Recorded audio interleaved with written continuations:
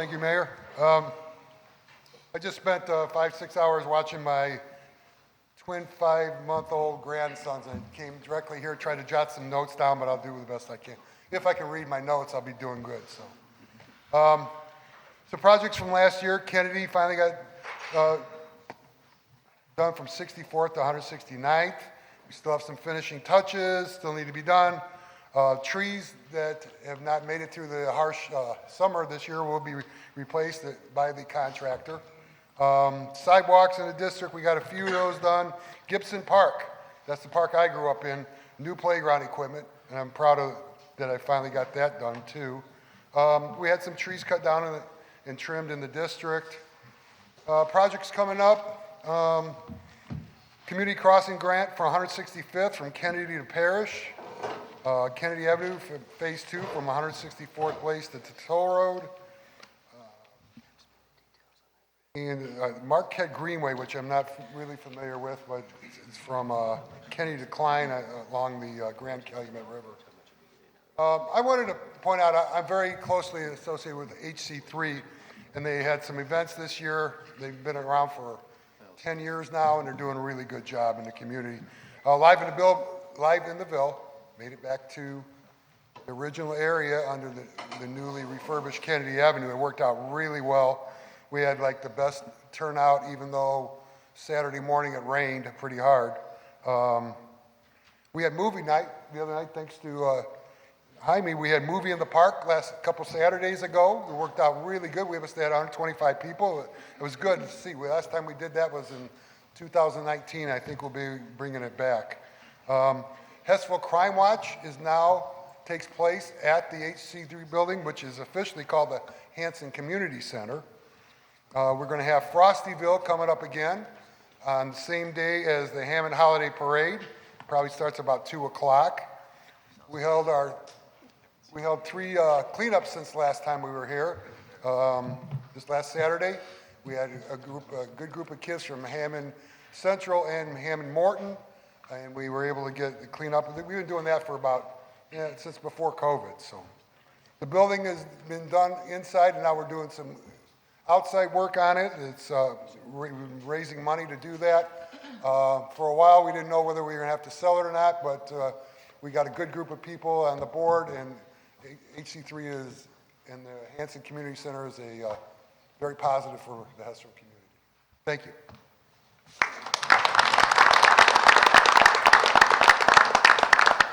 Thanks, Scott. We're going to go ahead and introduce the department heads. I want to remind everybody, Mayor's Night Out is a product of the written question. So where's Eileen? Right now I got Eileen over there. I got Noemi in the back. Anybody else with clipboards? Oh, Jessica's over there. If you want to start a topic, go see one of them. They have a clipboard and say, I want to talk about Briar East Woods, for instance. And then we'll talk about that. And obviously we're going to talk about Briar East Woods. I obviously can see the t-shirts. But if you want to do another topic, like you want to talk about something that's going on with the budget or something like that, write down a written question. We ask that you put your name and address on there. You don't have to do that. The reason we do that is so we can get back to you. All right? These written questions go right to the department head at effects, and then from that point, we usually try to follow them up with the person that wrote the question. So I want to thank the elected officials in attendance. Thank you for being here. Again, our host councilman, Scott Rakos. He's the council president. I'd like to thank Councilwoman at Large, Janet Vanez. Thank you very much, Janet. Councilman at Large, Dan Spitali. Thank you very much, Councilman. And Hammond School Board Trustee, Cindy Murphy. Thank you for being here, Cindy. We'll go ahead and introduce the department heads, and then after that, I'm going to introduce the YMCA to come up here and do a presentation about the new Hammond YMCA that's opening. But first, we're going to head and start with introducing the department heads, starting right now with Sharon Daniels, College Bound, and Personnel. Megan Flores, City Controller. Jim Talon, Park Department. Chris Campbell, Information Technology. Chris Sacaleras, Legal Aid Clinic. Jen Bussey, HDC. Ann Taylor, Planning and Development. Nicholas Farrell, Code Enforcement. Awana Miller, Community Development. Andrea Lewis, United Neighborhoods, Inc. Ron Novak, Environmental Management. Bob Vale, Building Department. Scott Miller, Chief of Staff. Kevin Smith, Corporation Counsel. Jaime Prieto, Water. Jeff Long, Police Department. Bernie Grzilia, Hammond Fire Department. Juan J. Moreno, Economic Development. Dean Button, Engineering. Jack Smith, Sewer Maintenance. Mila Krasinski, Sanitary District. Jeff Smith, Port Authority. Felix Gonzalez, Public Works. Kelly Kearney, Inspections Department. Brian Poland, City Planning. I like to do this at each mayor's night out. So I like to ask which one of my department heads lives in Hessville in this case, just to show you that we do a pretty good job trying to hire from all over the city. So how many people in here live in Hessville? Raise your hand, please. All right, pretty solid. Thank you. So as everybody knows, when I took over 21 years ago as mayor, one of the first things I did was say that we're going to have a residency ordinance in the city of Hammond, and I was going to start with my department heads, and we did that. And I find that when we're going around and doing mayor's night out, it's always reassuring for the residents to look up there and see their neighbors are the ones that are making decisions about their city. So anyway, good to be here. Very proud in Hammond that not only we have a great YMCA on Southeastern that wasn't renovated very long ago, by the way. This overall, the YMCA renovations you're seeing throughout Northwest Indiana are due to the generosity of one family, primarily, the Dean and Barbara White. The Dean and Barbara White Foundation. Dean White owned Whiteco. Whiteco owns hotels, it owned billboards. It became an empire. He was one of the only billionaires that lived in Northwest Indiana. He lived in Crown Point. He had hotels here in Hammond. He had hotels all across America. Austin, Texas, Indianapolis. Passed away about a decade ago. His wife passed away shortly after. They created a foundation based out of Crown Point, and since that time, this foundation has gifted to communities across Northwest Indiana hundreds of millions of dollars. And Hammond has been no exception. You know, the first YMCA renovation, and Jay's going to talk about this in a second, but the first YMCA, the one we have on Southeastern, that YMCA renovation was not cheap. It basically completely renovated that facility. And within 2 years of that facility being completely renovated, City of Hammond had money in there also, and I know Jay did a good job at the YMCA raising money, but we renovated that YMCA, and while it was still sparkling new, Jay starts talking to the city about an idea over there right next to the Sportsplex, about a destination YMCA. And I love talking about big projects. I love that. And but a lot of times when I talk about big projects, they don't happen because they're too big sometimes and it's just too much money involved, right? And in this case, I was thinking to myself, Jay, I love it. It's a great idea. Destination YMCA right next to the Sportsplex, the synergies would be amazing, but we just got done building a new YMCA, renovating the one. Do we have the money? Dean and Barbara White Foundation steps up again. They're totally behind this project. City Hammond's in it as well. Jay's doing more fundraising in the YMCA front. And we have a $70 million YMCA that's less than a month away from opening up right on Indianapolis Boulevard, right next to the Sportsplex. The biggest YMCA in the United States of America, in Hammond, Indiana.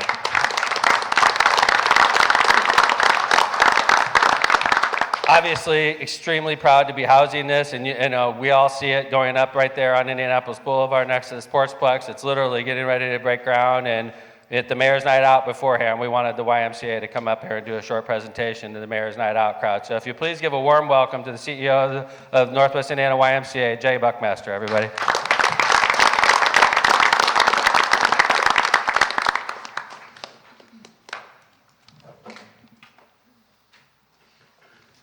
Thanks, Mayor. I'm also here with Kevin Klein. Kevin Klein is the executive director of the Hammond YMCA. Yeah, the mayor's right. Hammond is a great story. In 2010, the National Y came into Hammond, and the Hammond Y was an independent Y and was in trouble. It was ready to close, and it didn't look very good. It had a couple thousand members, and they asked the Crown Point Y at that time to come in and see if they could come together and maybe combine forces. And that's when that started. In 2000, and so some time went by, and in 2018, we went to the mayor and said, Mayor, along with the opening of the South Lake Y, we know that we can do better at the Hammond Y. And we did about a $4 million project in there, and the mayor was one of the first ones to step up. And that Y, about a $4 million renovation, went from serving 2,000 to 3,000 people to currently that has 17,000 members at it. It's interesting because, we brag about South Lake, but I said that that is the largest, smallest Y in the United States right now. There's no Y that has more people in the smallest square footage of that 38,000 square feet than that Y has. We were, a couple years ago, we hosted an event with 100 Ys across the country to see what we were doing, and there wasn't one CEO or a board volunteer that wasn't envious that wanted a mayor like Mayor Tom to be the mayor of their city, because they couldn't believe that a city would wrap around and commit to the resources that a mayor would, like Mayor Tom did, to this project and to this community.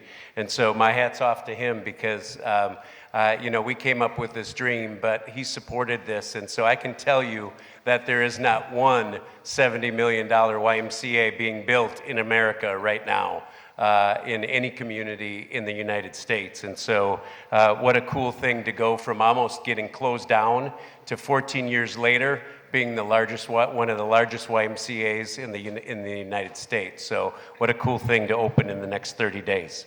So a couple of key things. The current YMCA will close on, members will get this communication probably tomorrow if they haven't gotten it already, but we'll close November 8th at noon. So that will be the last day of, the last day for a little bit before it opens again, but we'll close November 8th at noon, because we've got a little time to take all the equipment out of there and start moving it. So it'll close November 8th at noon, and the new building will reopen November 20th. So in 12 days, we've got new equipment being delivered, we've got transition equipment being delivered, but the new Y will open November 20th at 4:45 in the morning. And so that is a complete month at least quicker than we thought this would be open. We thought before Christmas, now it's before Thanksgiving. And so November 20th at 4:45, that Y will be open. But we've got a couple of cool things for the community prior to that. So current members, if you're a current member, you probably received an email that there's sneak peek opportunities available. I know that about 700 of you, if you're a member, had already signed up for it. Between November 11th and November 14th, you can sign up for a sneak peek. So we'll get you into that building. You'll be able to see all the features, all the activities that will be going on prior to that, so you can get your bearings, figure out everything that's going on there. So we'll give you a private tour between that time. There's also a membership special going on right now till the end of the month. So you can do that. Right next to Subway, actually, we have, in those strip malls, we have a membership office, or you can do that at the Hammond Y. We do have an open house on November 19th. So November 19th, that's going to be a Tuesday from noon until 7 p.m. So have your employer, tell them it's important for wellness, workplace wellness, to give you an hour off to come and see the Y, and that health is important. So all these things will be coming out, but open house on November 19th from 12 to 7. On our website, there is a dedication page, so all of our schedules will start to appear on there. The 1st of November, we're going to have some sneak peeks on some get-to-know-you pieces, some different features and small clips of videos and things that we will have to start to introduce you to all the facilities and pieces of the new Hammond Y. So we're excited to be able to talk to you about that. You can currently, you can fit 3 of the current Hammond Ys into the new Y. So when it gives you a little perspective of how big that is. There'll be, not only when you think about the fitness space is about 21,000 square feet, which is about half the current Y is just fitness. All right, when you think about wellness space, we know that it's much bigger than what the current one is. There's 3 gyms. We've got 2 pools, so there'll be a zero-depth toddler bay area. There's a little river in there. There's water walking, water resistance. You got a warm water pool. You got a dedicated lap pool. There's a whirlpool in there, sauna. You've got Group X studios, 3 Group X studios, 3 youth studios, cafe, Kids Zone, Kids Club. E-Gym is coming to Hammond, so that's been a popular item at some of our other places. Big track, 7 laps a mile for a track, so suspended above on the 2nd floor, and so we're excited. There's a bunch of features that we'll be able to share with you, and all those features will be able to provide a ton of nice programming. So on the youth side, of course, you know, expanded swim lessons, parent-child swim lessons, open swim times. We have a lot of slides, splash features, all those types of things, expanded group exercise classes, expanded water exercise classes, obviously expanded kids classes, STEM classes, cooking classes. We have a healthy living kitchen. We've got a full kitchen, STEM rooms for whether it's any type of constructibles. You know, now mom and dad, you can have them make slime at the Y and not dirty, you know, your kitchen's up. You can dirty ours up, right? Group training, water walking, lap swimming, boxing, all those types of things will start to appear on all the program guides and so on that we have coming out. So a ton of different pieces, and so we're excited about that. A lot of questions are what's going to happen to current Hammond. We just renovated it a little bit ago. There are some shortcomings to New Hammond, and so what we had seen is we expect that Y will grow to about 35,000 people, if not a little bit more. So we want to keep some spaces clean to make sure that we've got some room available. What we don't have at current, what will be the new Y, we don't have outdoor space. There's a lot of concrete still around there. And so we are adding on the south side where the parking lot is, there were some old beat-up basketball courts and so on. We're going to add 2 turf fields out there, some smaller turf fields. We call them urban soccer parks like we did at South Lake. We're also going to add a multi-purpose court that'll have outdoor basketball, pickleball, soccer, those types of courts out there as well. So we need some outdoor field space, and so we're going to do that. We're also going to run day camp there. This current Y is not a great place to run day camp with all the concrete around it. And so we want to be able to use the trails, use the outdoor space, and run day camp there, after school type programming out there. Also, when we talk about sports programming, right, we know there's going to be a lot of demand on our gyms for family programming and family time. So we're going to fill in the pool, and that pool, when we fill it in, will turn into big multi-purpose space. So that'll turn into a multi-purpose gym space, pickleball courts, just again, run around space for kids after school, and then using it for some specialty programming like music, some advanced STEM stuff for middle schoolers and high schoolers. So that's really what current Hammond will start to use. So we are not doing any demo, like when you think about the new nice space we made in the front, we're just putting some drywall between some of those and making some classrooms. So the only thing we're demoing really is the pool, right? I mean, we're filling that in, and then those locker rooms, which need a demo long ago. And doing some of that and putting classroom spaces in there for camp, before and after school programs and so on. Otherwise, the stuff that we renovated, we're keeping exactly like it is because it's in great shape. So those are the pieces on current Hammond. And then the next phase is the water park. So the water park will come shortly after. We're working through, it's gonna come right off the current pools. And so we're just navigating, trying to work through the 2 strip malls there and making sure that we've got to do some rearranging as far as tenants and different things between both of those buildings. But we expect that water park, that we can start building that next year.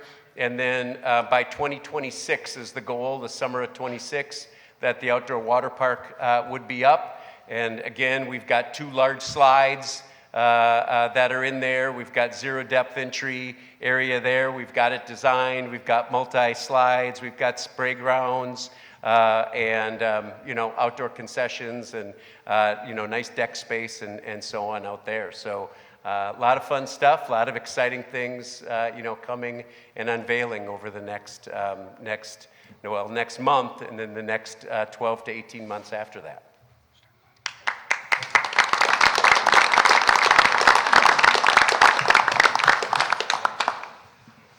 Okay, one more time for Jay Buckmaster and the Hammond YMCA, everybody. Thank you, Kevin, for being there. So the YMCA is going to be open soon, and the projections that he was talking about, you said 17,000 in the current Y currently, and they're projecting it to be at least twice that with the new Y opening. So that's how many new people they expect to join the Y. Those are mostly Hammond residents we're talking about, and I think that's good for the community. So thank you very much. It's great to see, a long time ago when I took over as your mayor, one of the big questions was, what are you going to do with Woodmar Mall? And it was still technically open at that time. It was on its last dying gasps. And to see what it is now with the Sportsplex, undergoing a renovation, one of the larger tourist attractions in Northwest Indiana, right next door to a $70 million YMCA. I think we could say mission accomplished on that piece of property. And we still got a ways to go, but we have answered the call. And we got a lot more calls to answer, but it's nice to see something working out so well. So thank you again. And if you ever get a chance to talk to anybody from the Dean and Barbara White Foundation, and just, you just see somebody working for them, or just say thank you for what they've done to the city. Other than business connections, they lived in Crown Point. They didn't live in Hammond. There's no reason why Hammond should get more than any other community. And it's just, they've taken a liking to us, and they've taken a liking to our residents, and they've taken a liking to our business community. And literally, they're putting their money where their mouth is. And it's changing our city. So thank you very much. Appreciate it. Let's go ahead and get started. So thanks everybody for going through that. How you doing, Eileen? Hi, Mayor. I'm good. How are you? Great. Eileen's a special events coordinator for the city. She's also a Hessville resident. She was raising her hand. Not Right? Hessville yet. No, my bad. You want Not to yet. be. Yeah, you're working on it. Working on it. Yes, she is. So anyway, I'm not forcing her to move to an area. She really wants to move here, I promise. So it's good to see you. I didn't get a chance to introduce Dave Ham. I see he's hiding back there. Our Lake County Councilman, Dave Ham. He's a Hammond guy also. Thanks for being here, Dave. Let's go ahead and get started. For those of you that don't watch council meetings, and a lot of people in here do watch council meetings, because if you go to Mayor's Night Out, you're plugged in. And last night at the council meeting, we did first and second reading on our city budget. It's a very busy time in the city right now. In negotiations with the police department, negotiations with the fire department, negotiation with multiple different Teamsters unions. Obviously, we're running the city Hammond. We got large projects. We're working on a large project right now, bigger than we've ever had in the city Hammond right now. And I think we're going to have good news eventually. Things are crazy right now, but it's crazy good. And I want to say thank you to the Hammond City Council, because without a partner in the Hammond City Council, none of this stuff could happen. And all you have to do is look at some other communities around here that are paralyzed by inaction, where the mayor is fighting with the council and the council's fighting with the mayor and nothing gets done. That's not happening here. We're getting stuff done. And, obviously there's a lot of people here that don't necessarily agree with everything we're doing. And you know, you have an opportunity in Hammond to air your grievances at Mayor's Night Out, which is wonderful. So thanks for being there. But overall, I think things are going really well. I really do. I think we're kicking butt in Hammond. Over the last 20 years, we've added $1 billion to our assessed value. That helps everybody. That helps us pay our cops. That helps our schools. That helps us because we have more options to go shopping right here in our home community. $1 billion is a lot of money. Hammond was worth about $2 billion when I took over, and it's worth over 3 now, 3.2. That's just, our property tax revenue is back to where it was before the tax caps took effect. These are like small little victories in my head that I'm celebrating, but this is like monumental because what we've done is we've taken Hammond from, it was a city that was primarily relying on gaming money, and we diversified ourselves really well. We're selling lots of water to communities all over the region now. We have good agreements worked out with our utilities where they're paying pilot payments, and we're using that money to help support our city budget, and we're bringing in new business, and it's working, guys. So I know that sometimes we get pissed off, and sometimes the mayor doesn't say the right things, and sometimes the mayor makes mistakes, and it angers you, and you're here, I see that. But I think overall, the fact that you're here is a positive for our community as well. Even if you don't like what we're proposing or what we're doing, just the fact that we're talking about it and you're showing up to a public meeting, we're alive and we're kicking, and I appreciate you guys being here. So welcome to Mayor's Night Out. Why don't we go ahead and jump into the topic du jour, if you don't mind. I got a lot of green shirts. That's usually a pretty good signal something's not going on like it's supposed to be. And I'm aware of this. We're talking about, we call it the Briar East Woods. Is on your shirt. We call it Governor's Parkway. It's the bridge, the proposal that we're talking about. And it's more than a proposal because this has been going on for, Dean, when did this start really? Well, 2017 was when we made application to the state for a local tracks program. So I guess that's officially when it started, 2017. Yeah. We applied with local tracks. Yep. So it was under Governor Holcomb's administration. Yes. In his first year, I guess, because he took over after 2016, 2017. Yeah, the legislature put together a program to fund grade separation projects back then. So we put in for it, and there's a grade separation involved in this, right? True. Right. So Hessville's a tough place to do business as far as if you want to do a large-scale public works project. We tried in another part of Hessville to put a pedestrian bridge in over by Scott Middle School. And every proposal for a pedestrian bridge, we were having trouble doing it without taking multiple houses for a pedestrian bridge, literally up and down over the railroad tracks. And how many pieces of property just a simple thing like that would affect, right? So if you're talking about a bridge or a tunnel, you're talking, it's got to be in an area either that's completely rural, so to speak, or you're going to take lots of properties. Is that fair? Yeah, I mean, if you're building in an urban area, you're going to displace people. And Hessville's A tightly large amount packed of people. urban area. It is. So we come up with a proposal. Listen, I've been mayor a long time, and I talk to Hessville people, and I live adjacent to Hessville. I live in Woodmar, so I drive through Hessville every day of my life, and I love it, by the way. It's no secret that trains has been a constant problem in the city of Hammond. I read letters to the editor from the 1940s and the 1950s where people are complaining to the mayor about trains in Hessville. And I'm not saying anything that you don't know, because you're from Hessville. We're here at Hess School in Hessville. This is no surprise to anybody sitting here. We all know that trains are an issue. But they're not right now, Mayor. Okay?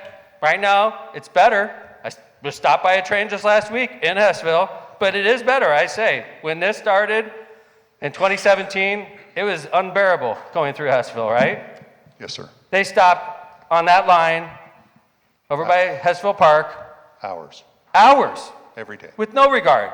And it's interesting that we're at Hess School and we're having this debate. I'm no police officer, or I'm no fireman either, okay? But I'm going to talk to experts, like my fire chief. Bernie, could you grab a microphone? Absolutely, Mayor. What's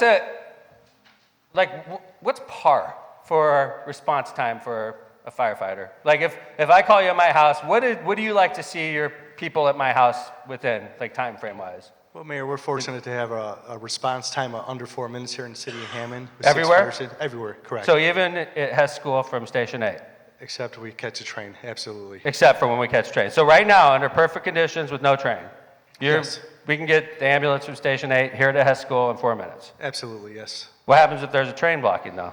We're obviously going to be delayed probably from 4 minutes, probably at least 10 to even 15 minutes, depending on the train, what intersections are blocked. We might have to hop on 80, 94 and reroute.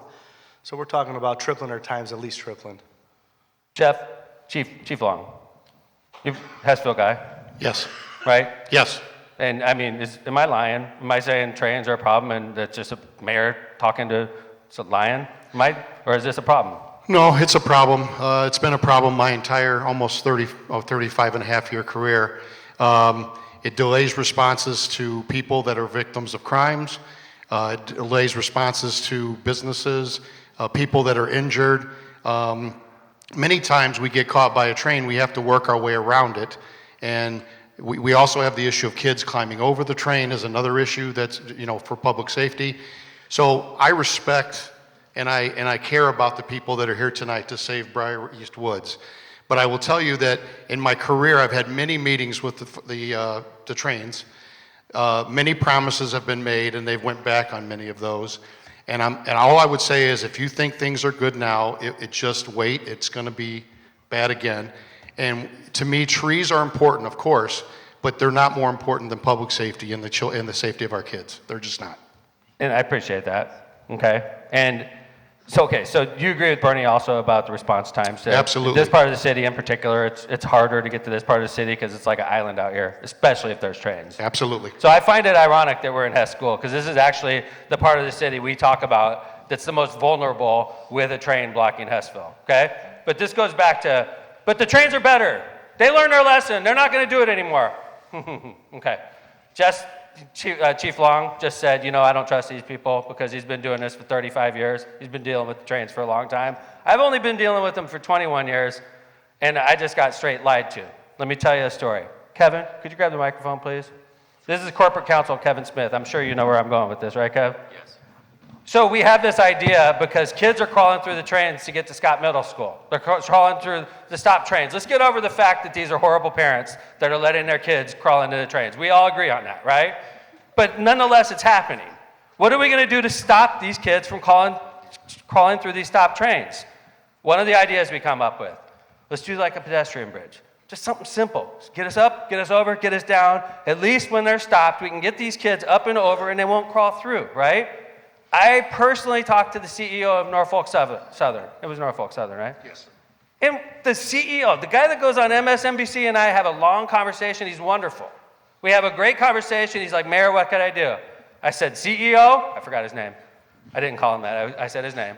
But I said, CEO, if we build a pedestrian bridge over there, they can get over your stop trains and they won't use this anymore. And that CEO said, that's a wonderful idea, Mayor.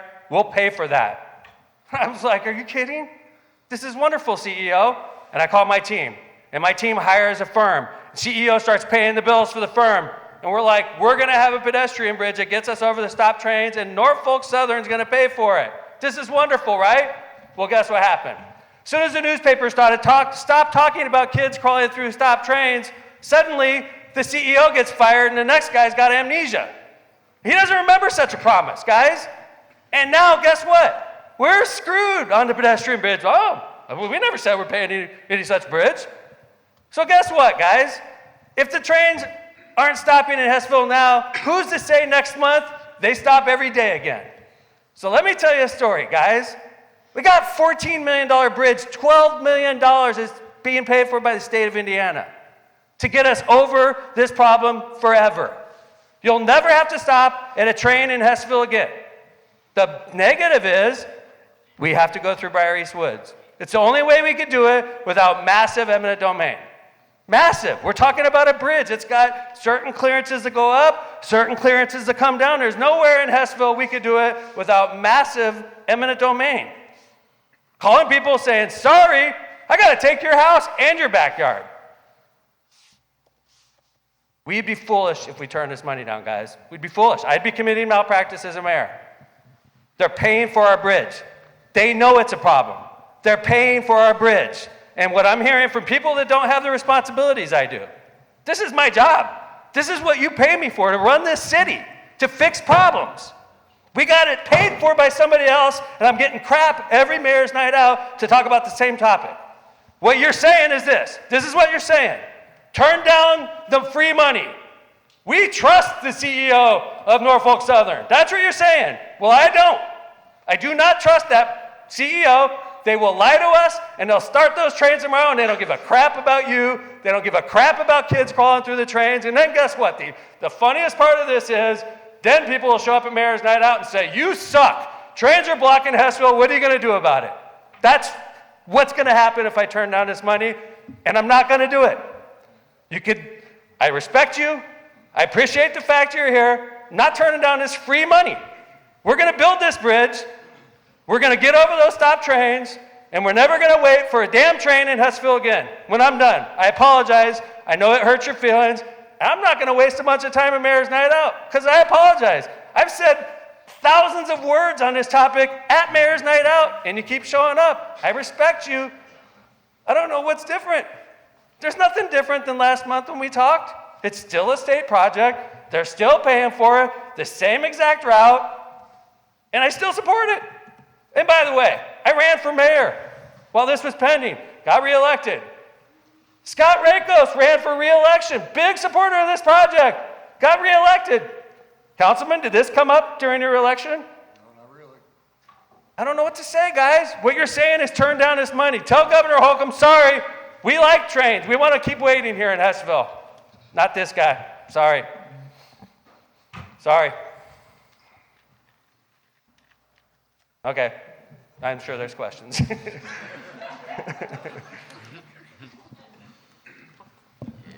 Ken, start us off, bud. You're not shy. Hey, hold on.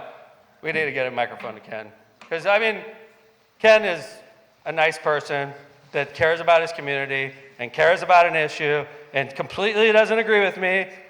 And I respect him for it because he gives a crap about our community. He's trying his best, and I appreciate it. But nonetheless, we don't agree on this issue. So, hi, Ken. Well, I think the key issue here, Mayor, is you're talking about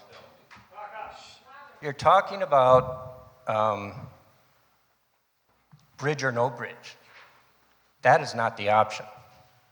We spoke with the Federal Railway Administration.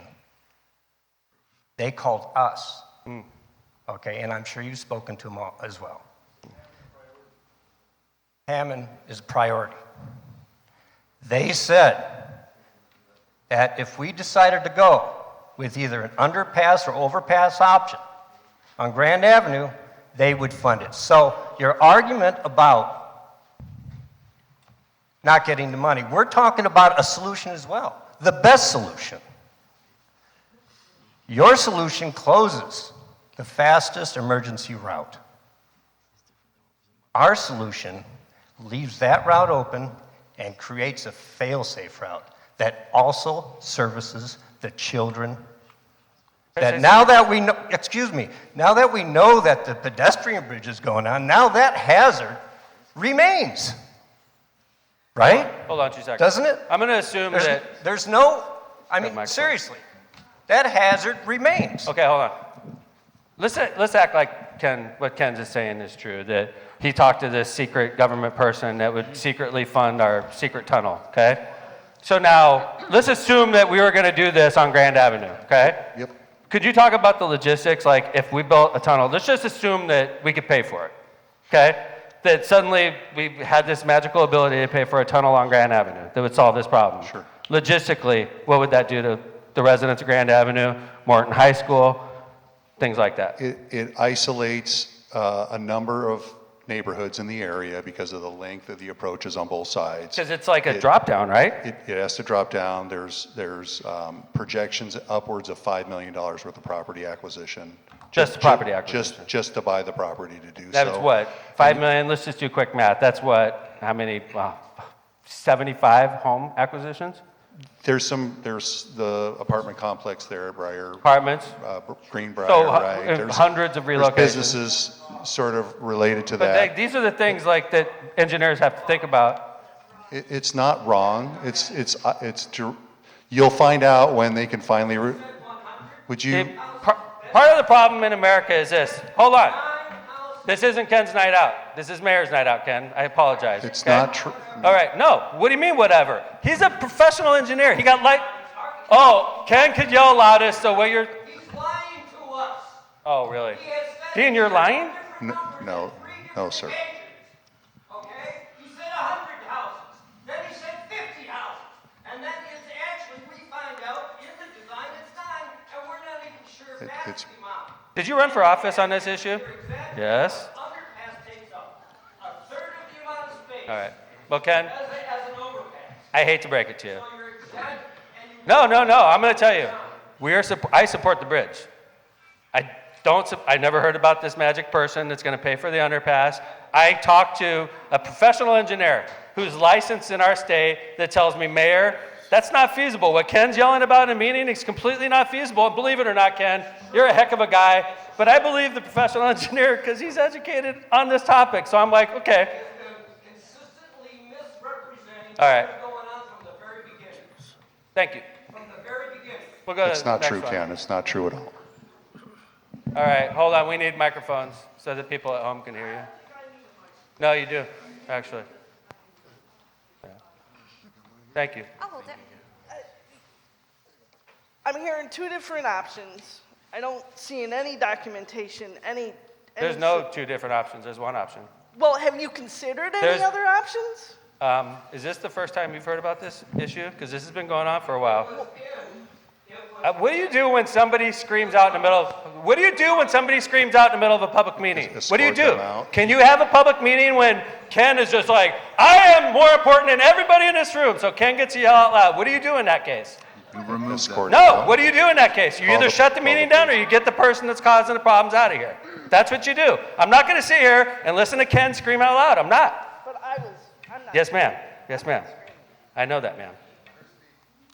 So, did we look into this other underpass? Because I'm also reading, and I'm not sure how accurate, I'm reading bald eagle, barred owls. These are birds that are like protected. So, killing a forest that these animals come to,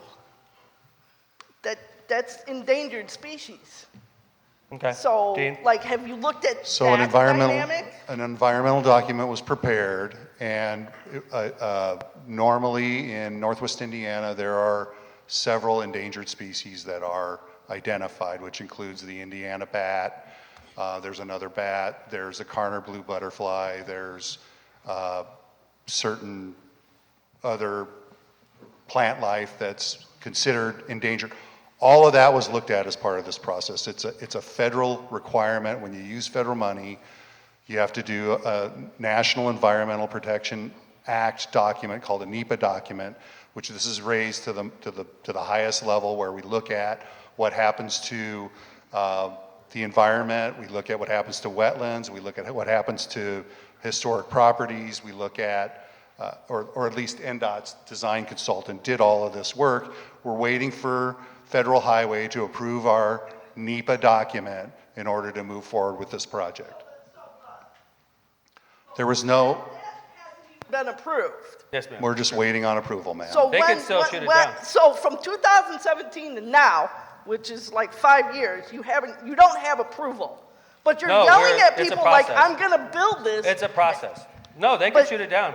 And you don't, but- but you don't have approval yet. No, So we why had, are- We've why done is everything we everybody can. even- We've done everything we can locally. They could shoot it down. Like, I think that's ultimately the goal of Ken and his crew. I can't speak for them, but if they make enough noise, maybe they kill this project. And if they kill this project, City of Hammond loses $14 million.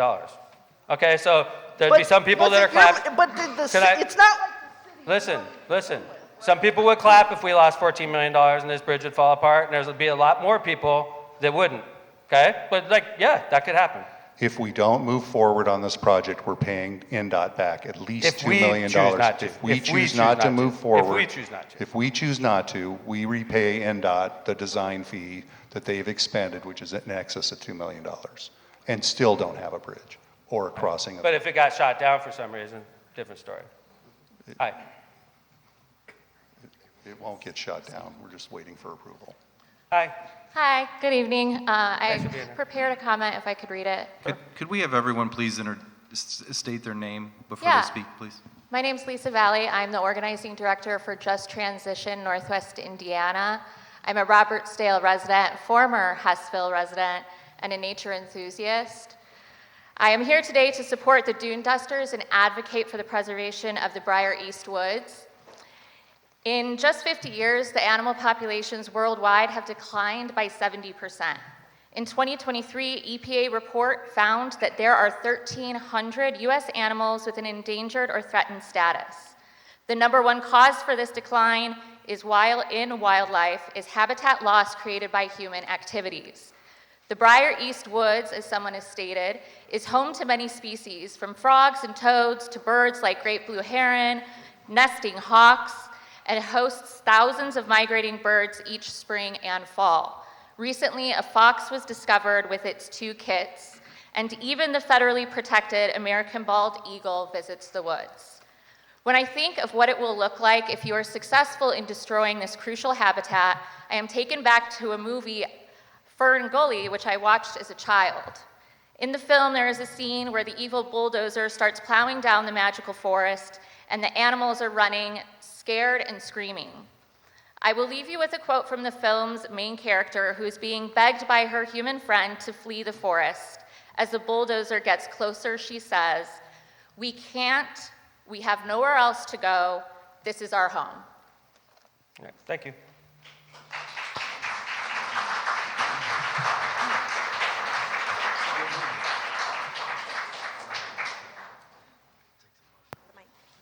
My name is Brandon, and I'm just a Hammond resident. I just want to ask everybody that's against the bridge, have you ever been on the other side responding to an emergency call and you don't make it in time because you stop by a train and you get there and there's a dead child? I have. I mean, just think about it. It's going to help response times. Thank you.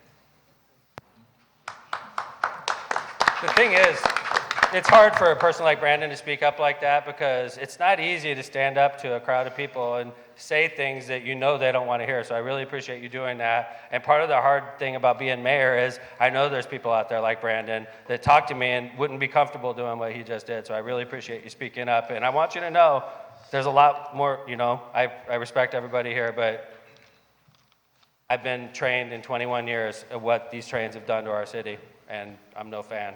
And you guys are asking me to trust them, and I don't. So, hi, TJ.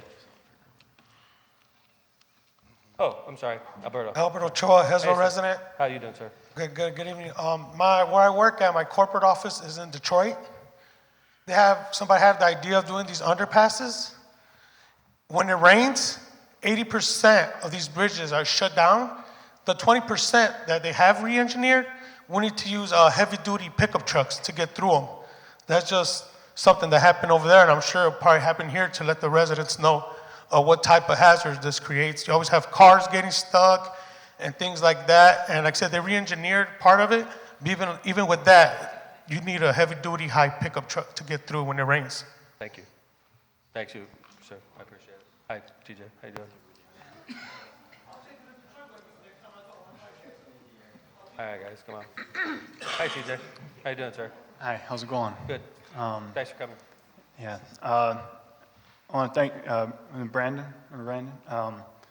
I really feel for you, and I really,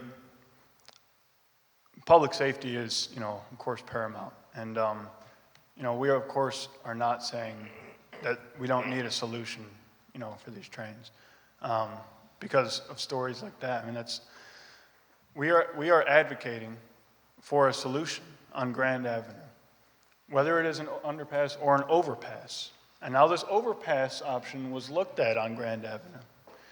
And it wasn't looked at by some mystery people. It was at the NDOT public hearing where this was all displayed. And we have, on the PowerPoint they were showing us, Grand Avenue overpass. Homes to be taken, 9. And so you guys referenced a pedestrian overpass that you tried to get built in Hessville before, and you said it was an inordinate amount of homes being taken, right? How many homes? Am I responding, Mayor? No, just depended on the option, which one we chose, and quite frankly, we're still not, that project's not dead.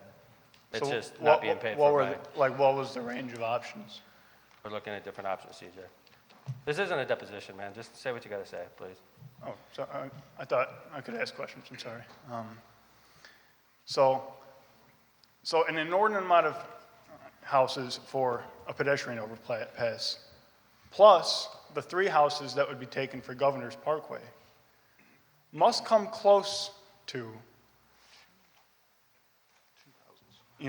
Grand Avenue overpass takes 9 houses. It leaves Parrish Avenue open for emergency vehicles during 99% of the time when there's no train, plus it gives a fail-safe underpass or overpass on Grand Avenue. That we need a way for these kids to get over the trains to go to school. Got it? Governor's Parkway is not it, Oh. obviously, as you know. It does it, and it's paid for by somebody else, so I appreciate it, It doesn't help walkers, and you've admitted that in previous mayor's All right. nights. If you have, you can And walk so- over a bridge.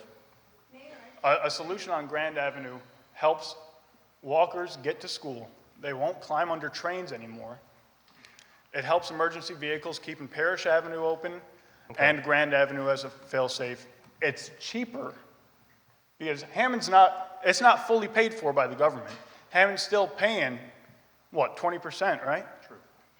And so they picked one of the most expensive options, Governor's Parkway, and combined with, All right. pedestrian overpass, which you All said right, we TJ, need. it's not TJ's night out. All right, you had a good question. You had the mic for like 3 hours.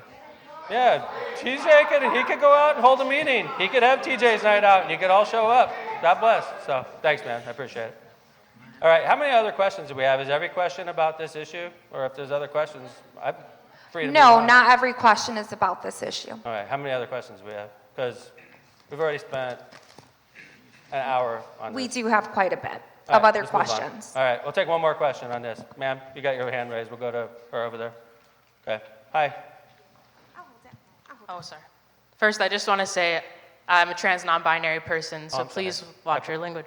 I mean, I'm not watching my. Second of I all- didn't mean to offend. So. Second of all, I just wanted to make a comment about this issue.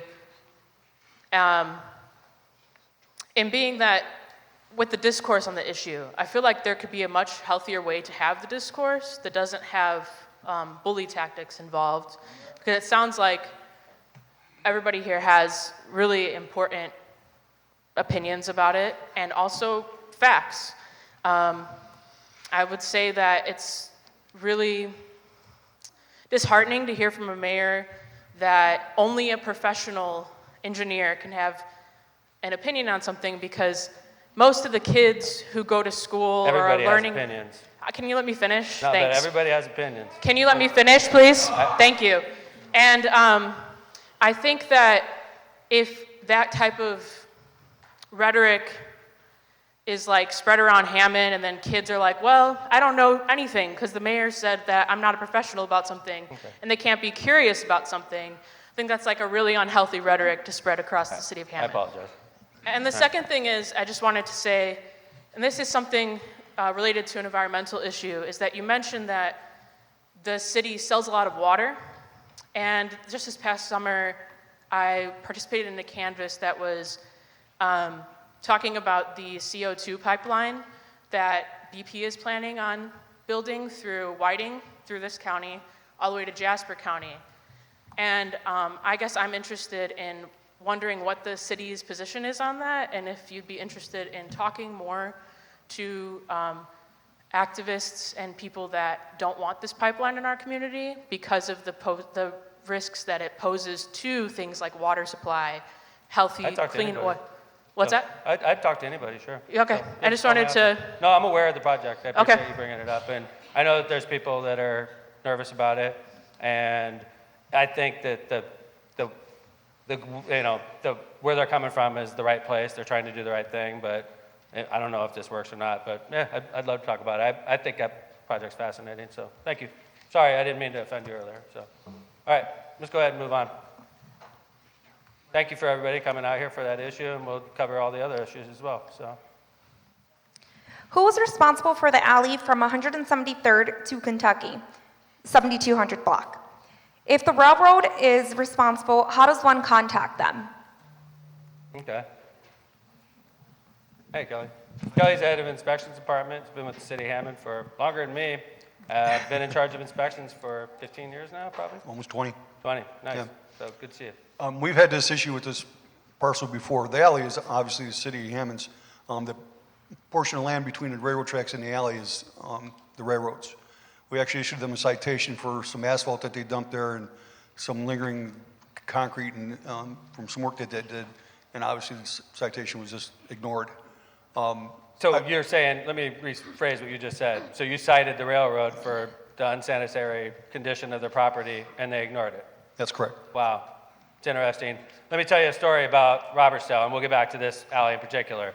Robertsdale has a lot of railroads going through it, right? And there's one piece of railroad in Robertsdale, which is the north part of our city, for those of you that aren't aware, that basically it's heavy traveled because it's from Chicago going to our Horseshoe Casino, okay? And that stretch right there has a ton of railroad properties, and it's completely filled with litter, all right? And it's railroad property, so we can't just go in there and clean it because it's their property, right? So we work with them.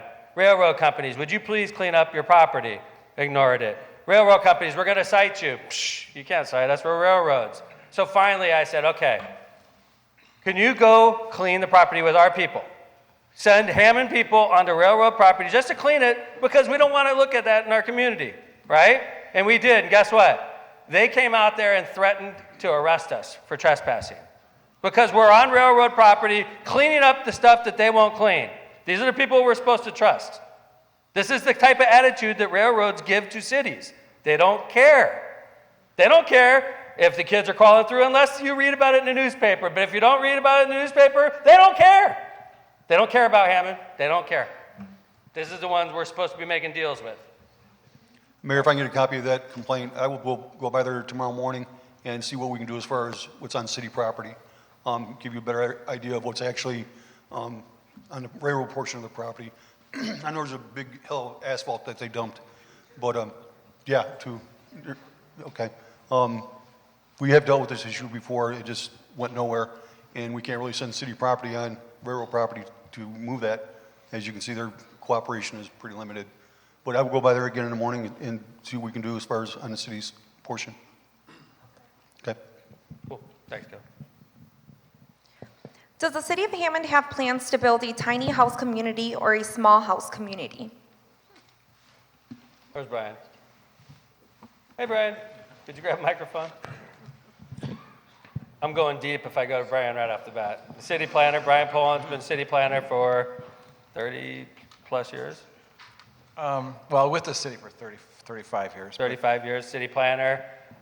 This is an interesting question. I've never been asked a question about tiny homes, but I do know other communities like Cherville, I believe, has an area where they have tiny homes. Yeah, we really haven't explored that option. I think a lot of it is, we talk about what available land we have available for single-family houses. We are looking for, that upper scale house for people to move into, but we haven't really explored the tiny house concept. Was there somebody who wants to follow that up? Oh, thanks for the sign. Appreciate it. I see it. Thanks.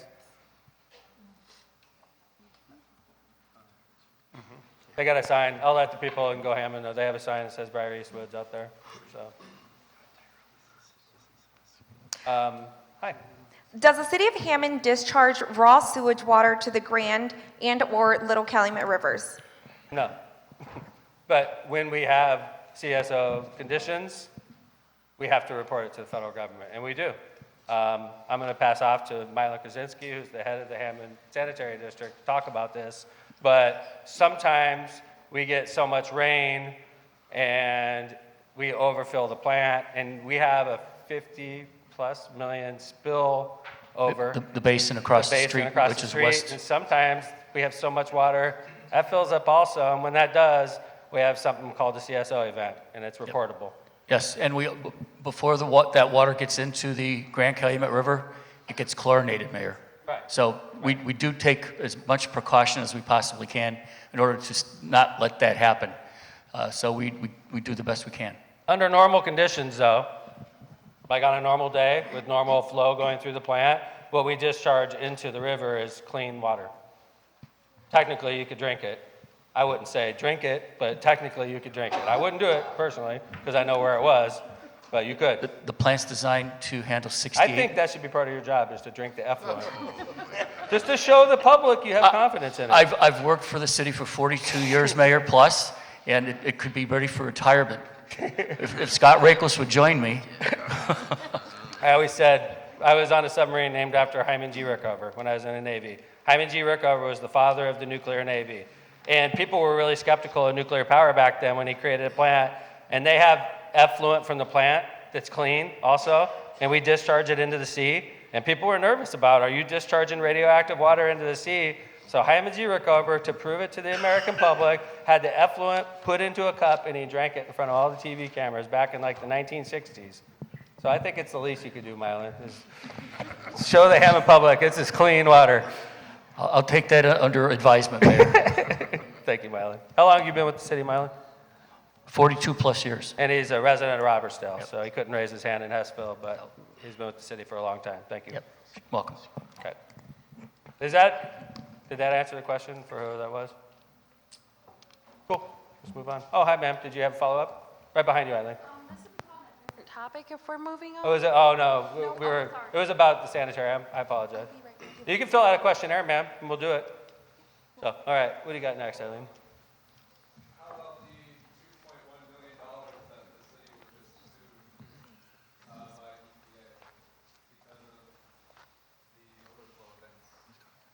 Well, Hammond Sanitary District, I didn't say they don't have overflow events. They do. In fact, before I became mayor, and that's boring to listen to facts, but there would be like, I don't want to say 50 a year. Mylan, I need you to grab this.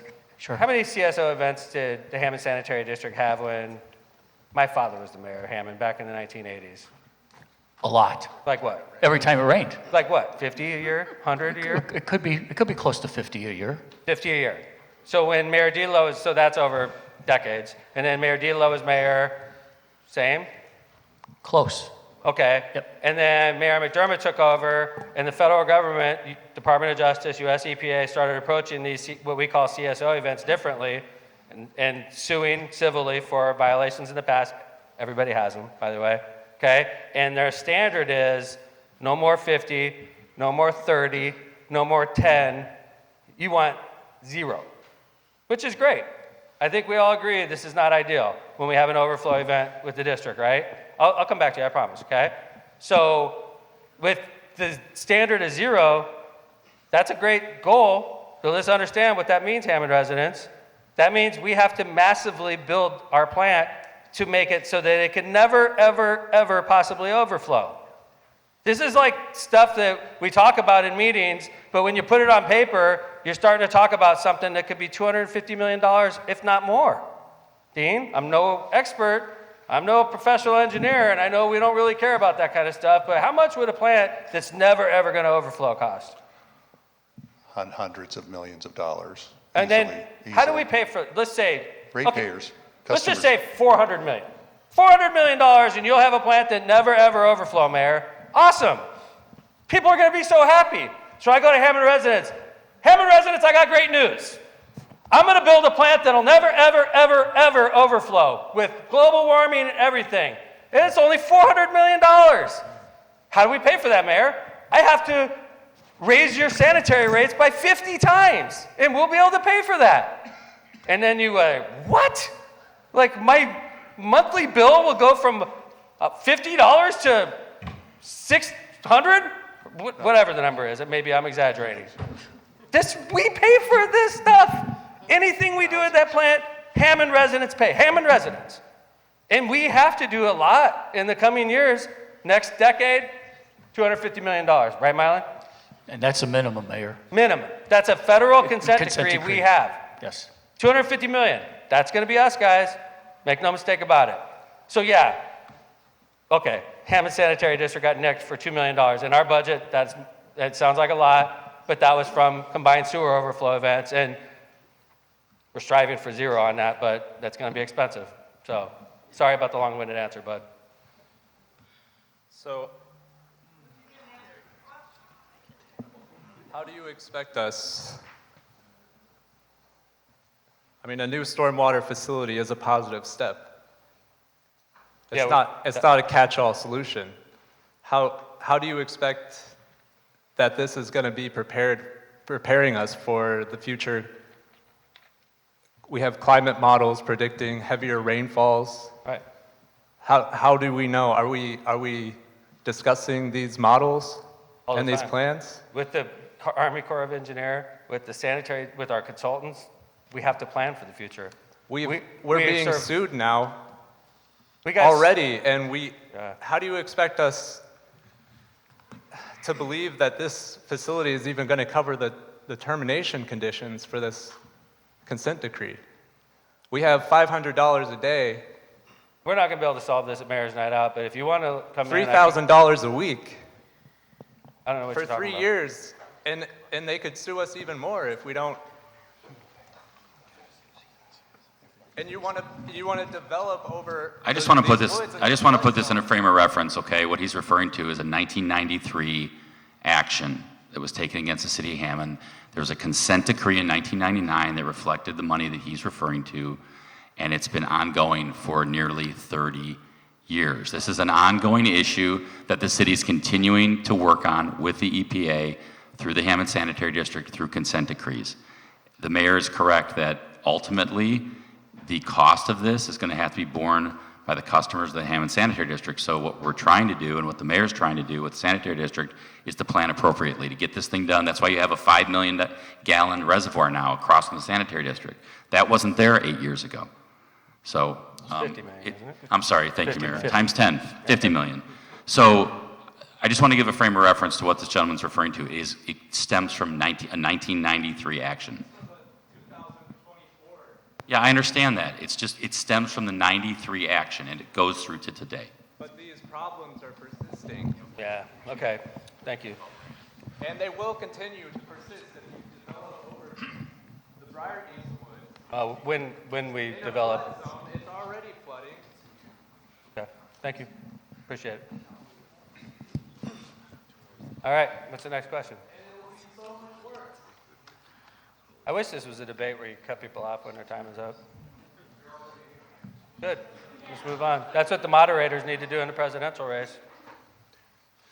I think, this is just me though, but I think part of our problem in America, right and left, is we don't believe experts anymore. I think that's a problem, but I do, listen. Well, and then people scream out and they think it's effective. When you go to a public meeting, there's a lot of people that are following the rules, and then you're special though, you get to scream out loud. This is a slippage in society, so that's what I think, but who am I? I'm stupid. Sorry, man. I've never seen you married. Would you, Sash? All right. Well, I'm not going to have somebody screaming out from the audience. I'm not. Congratulations. Thank you. Appreciate it. Really? Who's bullying now? You're screaming out loud. Good. Then leave. Then leave. Sorry. Good. Keep screaming out. It's very effective. No, you just show you have no class. So, all right. And yet, it's funny. When I run for mayor, I overwhelmingly win every time. But like, I realize that no matter how well you do in an election, you still have people that don't like you. I'm very aware of that. And yet, I sleep very well at night, and our city's thriving. I hate to say it. So, let's go. Why are we spending so much money on planting trees if we're not going to care for them? During our most recent severe drought, the water department was seen going around flushing hydrants, causing water to flood the streets. Why can't this water be redirected to nourish the struggling trees that we have spent so much money planting? Additionally, I had seen Parks Department mowing over brown dead grass, kicking up dust, and creating health hazards. Noted. Thank you. Why do you guys flush those fire hydrants, water department? We flush twice a year throughout the city of Hammond, and the reason for that is to kick up any stalemate that's in the pipes. So what we're doing is pretty much flushing all the service lines, and, you know, so that way you have cleaner water. Could you please redirect that other places when you, I mean, is that realistic? That, like, if you kick out 100 gallons, that I want you to relocate that 100 gallons to a tree on the other side of town? We'll try. I mean, is that realistic? No, it's not. Thank you.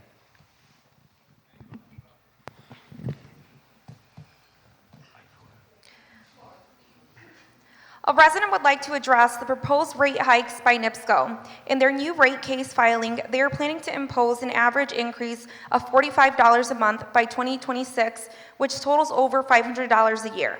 They are passing on costs because of their own mistake, like the coal ash dump sites and also new data centers going in. What can the city do to help mitigate these utility costs? There's not much the city could do in regards to a NIPSCO rate case. We could sue and get involved. I've done that before. It was, I guess at the time, it was somewhat successful. That was 20 years ago. But I haven't been approached about this. I'm not thrilled anytime our utilities go up, but I understand at the same time because I also run 2 utilities and I realize the cost of everything is going up. So like if the cost is going up for you to run your household, just imagine how much the cost of chemicals is going up to run the Hammond Sanitary District. Or the cost of power is going up to run the water filtration plant that's running 24 hours a day. So it bites everybody, and it bites the city just as hard as it bites everybody. So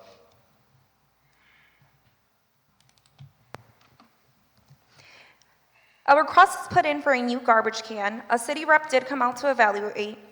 He did say that the only way the city could replace without charging is video proving that the garbage employees, sanitation employees, caused the damage. He then stated he could tell that they did the damages he saw. He asked for video proof, asking for do me a video favor. proof. Could you forward that to Alex? Absolutely. Pictures attached. We'll make Are sure you, that those get is to the them. person here that wrote that? I promise you I'll follow that up. Thank you.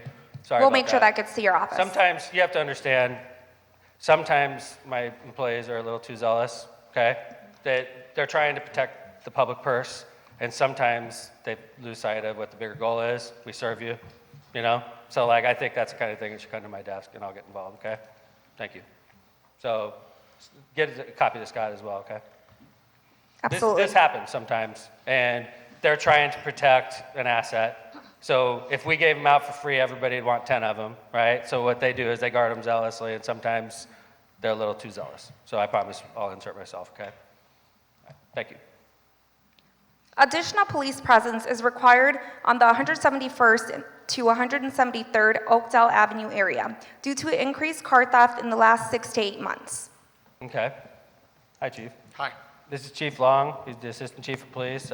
Chief Andy couldn't be here because he's ill today, so I appreciate Chief Long being here. Chief Long and Andy work very closely together, so I know that you're aware of what's going on. Right.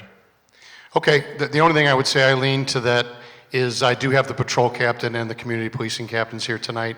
If we could just get a copy of that, I will make sure that we do everything possible. And if, Captain Bunner, if you could speak to that person and get the particulars. Thank you. Anybody want to follow that up? Prime. Yep. Okay, thank you.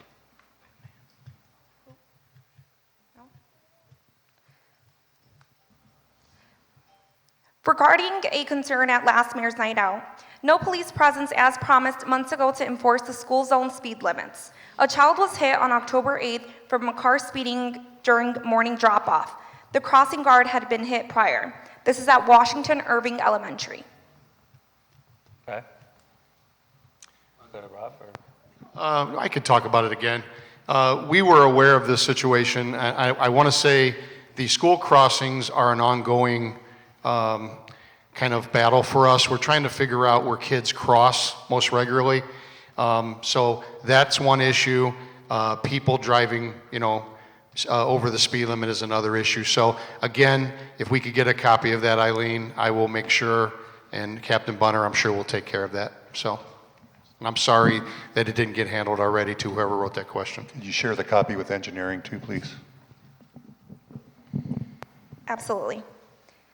Next question. Is there any possibility that the Paul Henry's Art Gallery will become a landmark or receive a plaque? Well, one is complicated, I imagine, and the other one's fairly easy. I mean, we could give them a plaque, and they deserve it. It's not, Paul Henry's Art Gallery, for those of you that aren't aware, has been a landmark in downtown Hammond for, I'm going to say 100 years plus. Thank you. Thank you. All right, I'll defer to you. You said it with authority, so. No, I appreciate it. You were filling it in. You weren't interrupting. And Paul Henry's Art Gallery stayed open during the pandemic, thrived, and now downtown Hammond's getting rebuilt around it, so it's a great story. It's a great recommendation. So can you do me a favor? Can you forward that to the mayor's office? And I won't tell Paul Henry's that you were here, okay?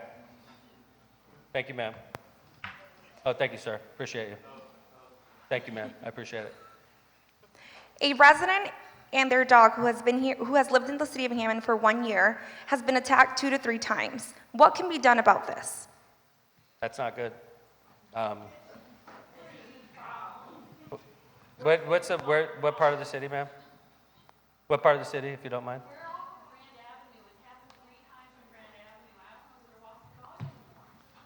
Can I ask, Mayor, attacked by another dog? Is that what you're saying?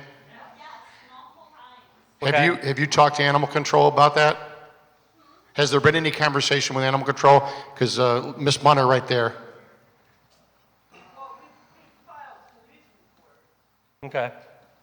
What kind of dog is it? Is it a pit bull or?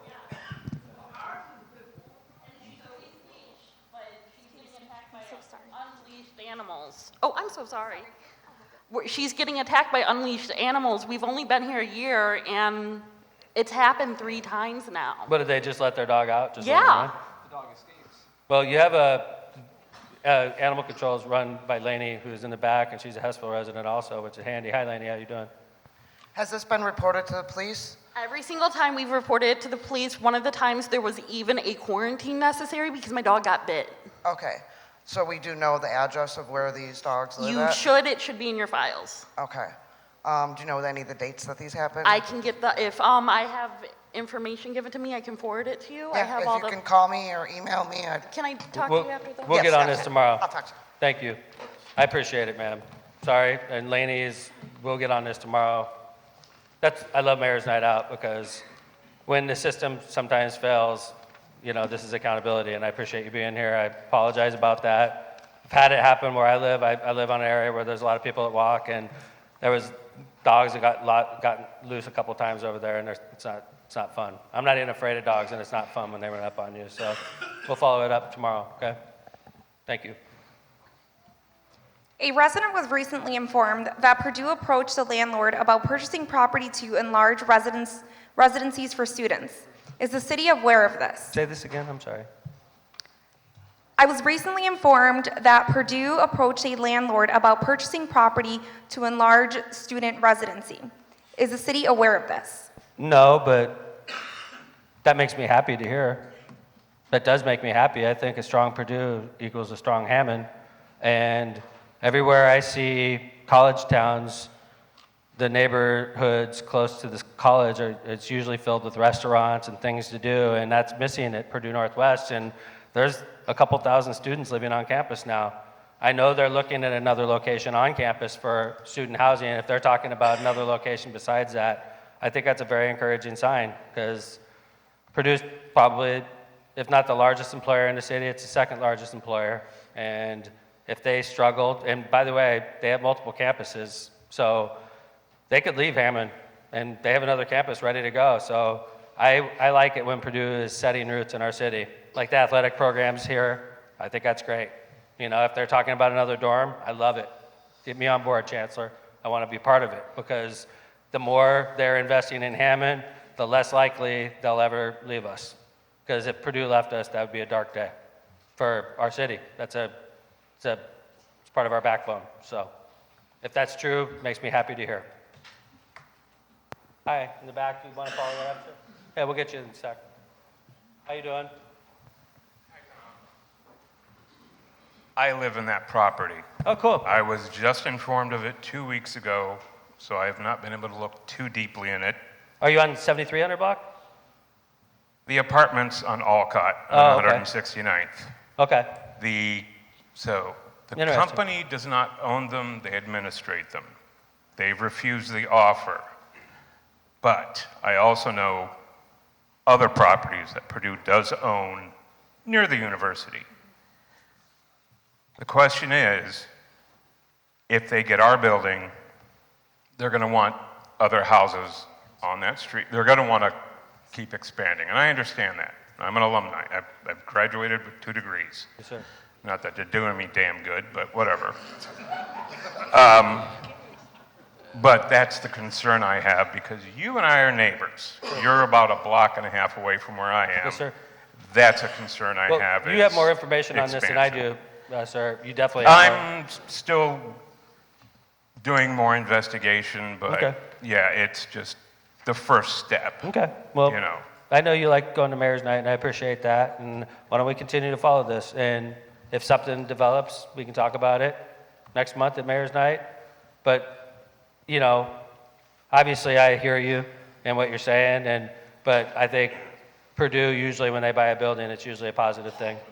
Well, so I guess the big question is, would the city assist them if they ever ask for eminent domain? They have the power of eminent domain themselves, sir. Okay. So they don't need us. Kevin, I'm right on that, aren't I? I am, right? They're a public university. They have to, right? The public education, not charter schools do not have the power of eminent domain. However, I'm pretty sure school cities do. Yep, Scott just confirmed that for me, and I'm almost positive that public They did the school universities do barn as well. In Hammond, they did the school barn. They had to take Yep. losses for that. So the public, Yeah, school city I know does. Charter schools I know do not. I'm sure I would assume public universities do as well. But I'll double check right But now. I have not been approached. And anytime we're approached about eminent domain, it really matters to me how many people live there, how many people are homeowners. I mean, we look at all the demographic data, going back to, I hate to reopen the Hessville issue. It's an important fact is how many houses, how many are homeowner occupied, you know. Apartment complexes is obviously, that's dense, you know, that affects a lot of people. We've dealt with that issue in River Park, so. But let's just continue to monitor this, sir. I appreciate you bringing it up at Mayor's Night. I have not heard about it, and if we do, we'll talk about it, okay? And we're not going to do anything rash, I promise you. I have not been, I talk to the chancellor regularly too, so if I hear something, I promise you we'll talk about it, okay? Thank you. They do what? They do, thank you. Kevin confirmed that universities do have eminent domain power, so thank you, Kevin. Hi, hi, another question. Hi, how you doing? Oh, good evening. Thank you for Yes, we were wondering about the bullet detectors on the street light poles. Okay, the shot spotter, sir? Yes, and we're wondering if we're paying that lease for NIPSCO, you know, the streets that have the lights already, we were supposed to get rid of those. And then let's say if you put the detector in the alley, you know, what's a couple 130 feet? And like I said, we could save some money or put them on the main streets. They were put in place strategically, so you just can't put them anywhere you want. Sorry about that. Sir, they were the company responsible for putting those in, put those in very strategically. They can't just be placed wherever you want to put them. So wherever they are is where it gives us the best reading if there's a shot fired in that area. So it's not something we can just move 130 feet. What is he saying, the lease them? I'm not sure. I'm not sure about that. I don't. Dean, do you know what he's talking about? Well, most of shot spotters are on city-owned poles. They're not on NIPSCO poles, and they're attached to the power that lights the pole. Okay. So NIPSCO, we would pay the service fee. Yeah, because don't forget, a while back, we were told to put the new street lights in and take those poles down that we are leasing to NIPSCO. And you could keep the poles up, but at least take the light off and take the wire off. You know, one or the other, you know. Okay, thank you, sir. All right, let's go on to the next question. Regarding the Hammond wheel tax for street repairs, how is the city going to collect the tax from the Hammond residents using the roads with out-of-state plates? You're talking about the wheel tax? Correct. How's the city going to, it's a reciprocity question, right? Yes. Great question. Whoever asked this, I appreciate it. This is obviously a sensitive issue in regards to the wheel tax, because the wheel tax has been city had the ability in 2018 to pass this tax, and at the time it didn't make sense for us to pass it because Horseshoe Casino was thriving. When Horseshoe Casino thrives, through our road funding formulas, they're all inflated because the boat's doing so well. So our rationale at the time is, why would I tax Hammond residents when our boats and our roads are doing well? And unfortunately, with the emergence of Hard Rock, it's become the largest casino in the state, and definitely in Northwest Indiana. It's hurt our casino revenue badly. We're to the tune of $13 million this year alone, lost revenue. This is money we used to put into our streets.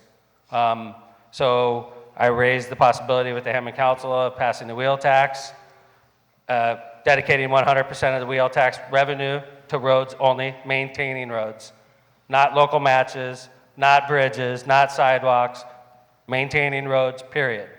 And the council agreed that we needed this. We don't love it, but we need it. It's only going to generate $1.5 million of revenue a year. I'm not saying that's not a lot of money, but when you look at 300 miles of roadway, it's not a lot of money. But it will help us, and we're going to use that money primarily to smooth your road, to pave it, to top coat. And we'll be able to do a lot with 1.5 million, Dean, right?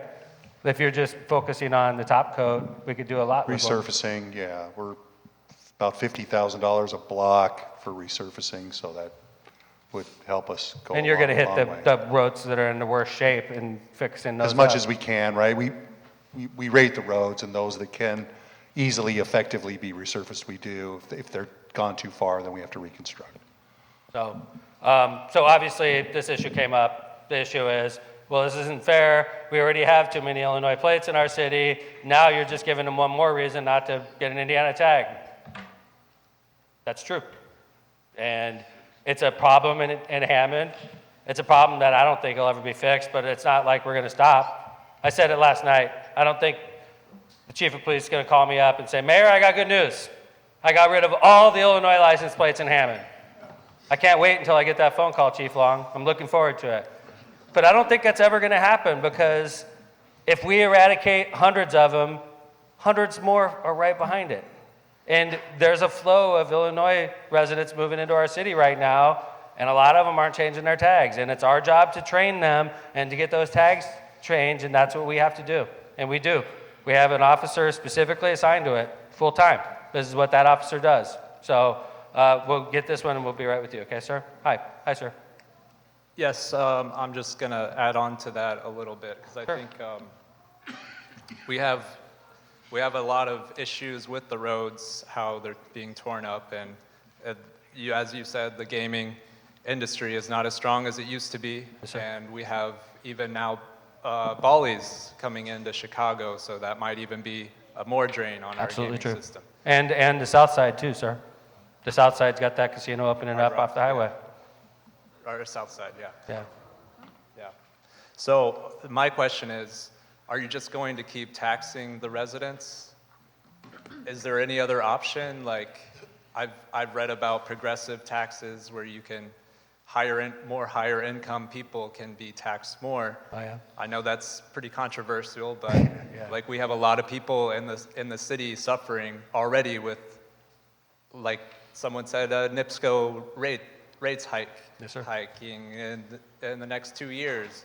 And I've read that's because of issues with the coal ash and these new data centers that are coming in. So their costs are socialized onto us. Why can't our costs be socialized onto these businesses who are, driving trailer trucks and destroying the roads? I mean, no, I agree with you, but listen. I just don't see the fairness in the taxes. Okay, I appreciate it, and I appreciate your question. And the idea you have about regressive taxes, I don't think that's legal. If we wanted to, I'm not saying that's a cop-out. If that ever became an option, but realistically, let's be honest, we're talking about Indiana, because we can't do that right now. So if I wanted to do something like that, I would have to go down to my legislature and say, hey, legislature, you need to give us the ability to do this so that the wealthier people in Hammond can pay these taxes. Well, I mean, we could do that. I know, you could. I agree. If you gave me a bill, I could give it to Representative Jackson. She'd bring it downstate and she'd say, I have this great idea to fund roads in the city of Hammond. I'm not being sarcastic, I don't think it would probably get a hearing, not even one hearing. They'd just be like, nope, that's not going to ever happen. And if they got a hearing, I'd be shocked, but it would never pass. If it got a hearing, I doubt it would get a hearing. And I've seen, and it's not just your bill I'm picking on. We've had great ideas that we had an idea about it should be illegal in Indiana to shoot a gun in the air in a city. I think we can all agree that's dangerous, right? Because that bullet goes up and comes down, right? In fact, in Hammond, we had a little kid, Noah Inman, got killed by a falling bullet. So the very next year, I go to the General Assembly, and we said, General Assembly, can you pass a law that says you can't shoot a gun up in the air like this in a city because that bullet will come down and kill somebody? We named it the Noah Inman Law. We thought the parents were there. Didn't even get a hearing. They could care less that the parents were there. They could care less that their kid had a bullet that fell out of the sky and dropped onto his head. They could care less. And they didn't even give it a hearing. So unfortunately, I've been jaded by them over time because you have great ideas all the time and you approach them and they're just like, so. And I'm not saying your idea is a bad idea, sir. I'm not. I'm just, it's not legal right now. And for that to become legal, it'd have to be authorized by the General Assembly, and that's where the problems begin. So, but thank you for the question, okay? This has been a heck of, oh, we have one up here, and I told him we'd be right back, Eileen. Oh. Sure. I don't think a lot of people realize this. And I have it in my neighborhood, and I live near Dowling Park. Mm-hmm. People are moving in from Illinois, and they got Illinois plates on their car, and they take the front plate off, and they back their car into the driveway. Yeah. Then I call the police out to tell them this guy's got Illinois plates, and he's been living there for two years, and they're like, well, we can't go in there because that's code enforcement. So then I call code enforcement, and they come out, and they say, well, I can't go up his driveway. That's not legal, so there's nothing I can do. So what do? Do we start ticketing them more with missing one plate on the front? Or do we change the law? My whole neighborhood's full of cars backed into the driveway. I mean, it's terrible.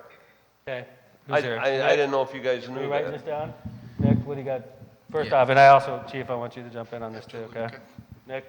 Yeah, so I guess the issue that we run into is, there are privacy laws that people have. You have 6-foot privacy fence or even garages. They could be storing them in garages. The reciprocity has always been a focus for our inspectors. If they see it on the property, we get time and date stamp photos.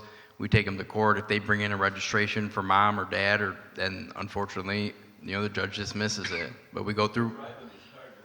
Right, and I don't doubt that or disagree with you, sir. I know it's a problem. It's it boils down to what we can prove in court. But you know for a fact they're Illinois plated, right?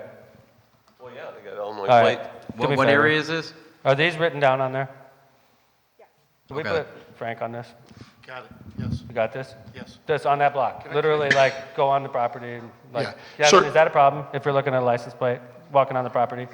I mean, I've always said to the police, if it's in plain view and there's a violation, then they can go on the property for the limited purpose of that. Is a license plate in plain view? if I would it's say backed up? yes, if they can see it, yeah. And sir, Mayor, I would say that it could be as simple as Frank knocking on the door and having a discussion with them. We found that a lot of people don't know that they have 60 days to turn their plates, change their plates from out of state to Indiana plates. So if we have the addresses, I would send Sergeant Herrera there. He could talk to them, and it might be as simple as just a conversation. But if they took off one of the plates and backed it in, that's a little shady. I get it, but I agree with There's Kevin. DNA all over those people. I agree with Kevin. As long as we're not going in a garage or a fenced-in yard, I don't think we have any All right, problem let's putting get a Frank ticket on on this there. tomorrow, okay? Mm-hmm.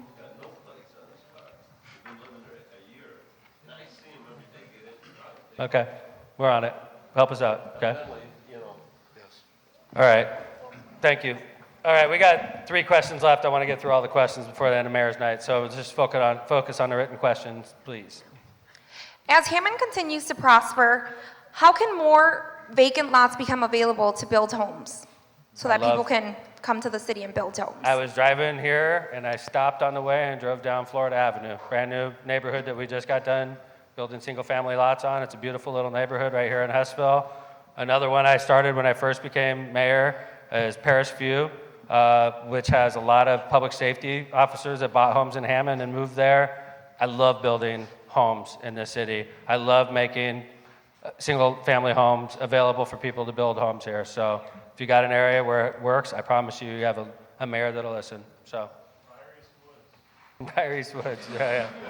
TJ, you're trying to get me in trouble, TJ.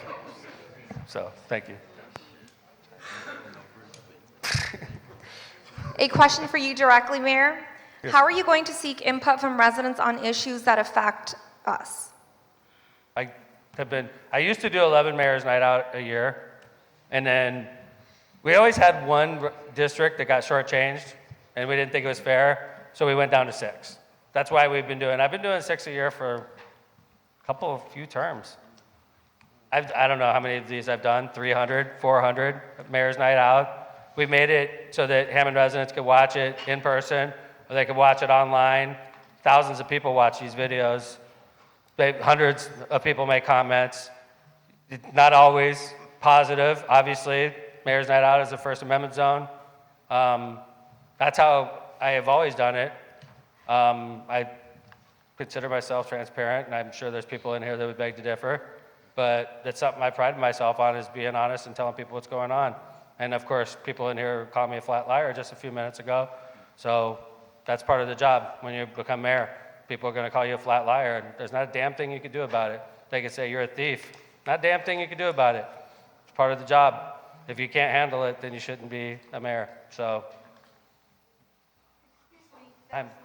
Oh, hi. We got a microphone coming, okay? Microphone's right there. Thank you. My question was about really in-depth kind of input, because we come here and depending on which side of the issue I'm on or you're on or whatever, it can be really adversarial. And I think that if there had been a meeting, like a town hall meeting about 2 or 3 big issues, for example, the dunes, that has just had repercussions and trickling, conversations. But if there had been like a presentation, this is what we want to do and why, and people could come and ask questions and have it more laid back or more informative, it gets really tense in here. My stomach gets tight because this person's cutting off that person and you're cutting off that person, and it just becomes so adversarial. So I would really like to see some new kind of town hall where maybe it's a committee with, if it's a fireman's issue or a policeman's issue or the engineer's issue, we could talk face to face and really get an understanding of where we're coming from and why this may be the best solution or why we didn't think of that solution. Because I want to participate, but sometimes I can't bear to come because there's so much animosity. Cool. I appreciate your comments. Thank you. Appreciate you being here. Okay. Is that something you might consider? It's funny, you said you're not satisfied with the Mayor's Night Out format, and I'll be honest with you, I'm not really satisfied with Mayor's Night Out. I was just telling Scott, this is problematic for Mayor's Night Out, is the screaming from the audience, the hijacking of a meeting is problematic for Mayor's Night Out. Something I've done for 21 years, and quite frankly, it's been the hallmark of my administration is transparency and openness and going out in the community. But if you allow people to hijack a meeting, it threatens the existence of a program like Mayor's Night Out. It does. You can't start screaming from an audience and expect to have a good, calm meeting. It just doesn't work that way. That's what worries me. So what you're saying is almost an exact conversation I had with Chief of Staff just a few minutes ago. Is this worries me, is the screaming from the audience, the insult, and granted, insults are part of the job, but it worries me. So I'm listening, and I appreciate your comments. Well, don't you think it's maybe because people are frustrated or they feel cut off or they don't feel like I'm not sure what it is, but it's not just a Hammond issue either, ma'am. America's a pretty tense place nowadays, So. try and make our little corner of it more I agree. community-based and more civil? But yeah, And I appreciate how calm you're being, but I remember a meeting where you basically called me the devil and told me you wished I died. So that wasn't that long ago. I didn't call you the devil, and I didn't say I You wish wished you me died. well, it was something along those lines. I called we you. all learn our lessons, and we all say I things. called you fascist because what it of how was. you That's made that's what it was. decisions about the city without asking us. I appreciate you being here, and I appreciate you being nice and asking a But nice I didn't question, so- ever say I wished you died. I mean, we're all going to die, but I never wished it on Thank you, ma'am. And So- never called you the devil. Thank you. This has been a mayor's night I'll never forget, so thank you. It was, we got another question, right, Eileen? Eileen, well, let's do the written question first. The written questions are, So this is actually a positive comment that wraps it up. Thanks to the fire department for a great job they do putting on the open house at Station 8. that was nice.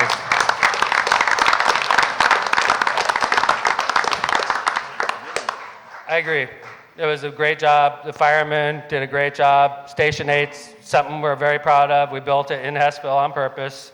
It's a wonderful station. We use that station as a model for other stations around the city. We built it here on purpose, and it's something we're all proud of. And the firemen are great. And I'm in a contract negotiation with them right now, and they're asking for big pay raises, and they deserve it. And it's been civil, it's been tough, and we're going to have a good deal worked out soon, just like we will with the police department. But that means we have to double down on our side and make sure we can pay everybody. So I appreciate everybody being here. I know that there was one more question. I apologize, but I'm wrapping up for the night. Take care, everybody. Mayor's Night Out is over. Take care.